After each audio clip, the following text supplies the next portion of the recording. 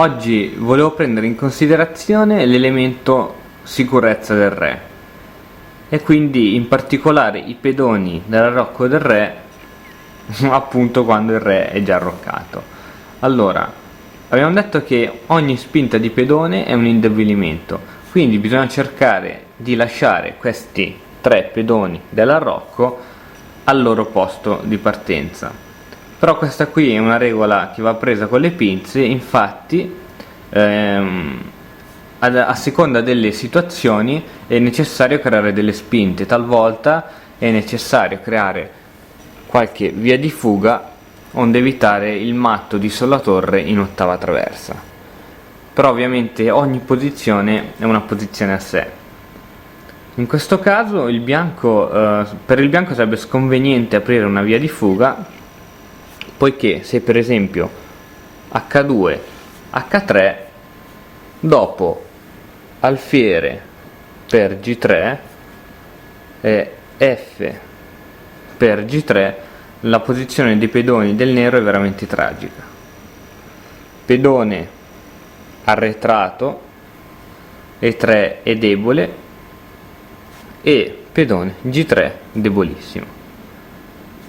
Quindi abbiamo detto che è giusto che i pedoni si vengano mossi a seconda delle situazioni.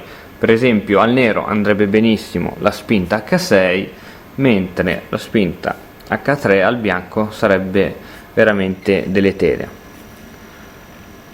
Per esempio, se adesso tocca al nero, no?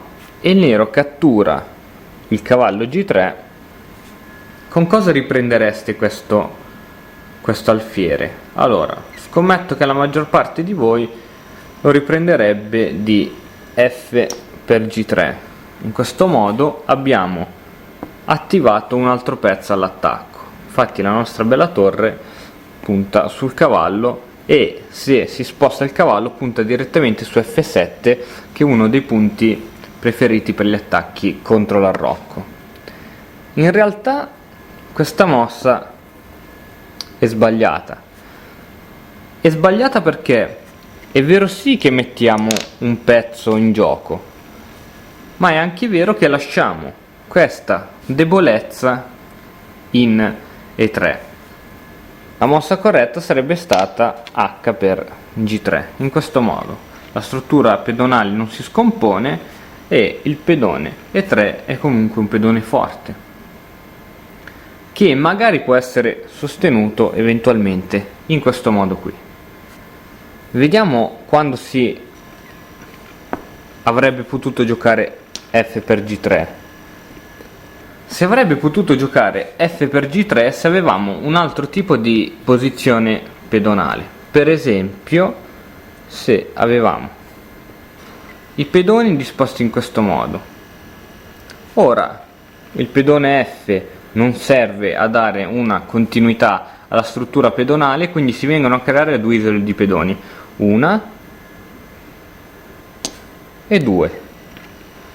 In questo caso la struttura pedonale del bianco è veramente ottima e ora sì che ha davvero un pezzo in gioco, ed eventualmente donna F3 creando veramente qualche minaccia al nero, poiché l'alfiere B2, la donna e la torre attaccano tutti sul cavallo F6.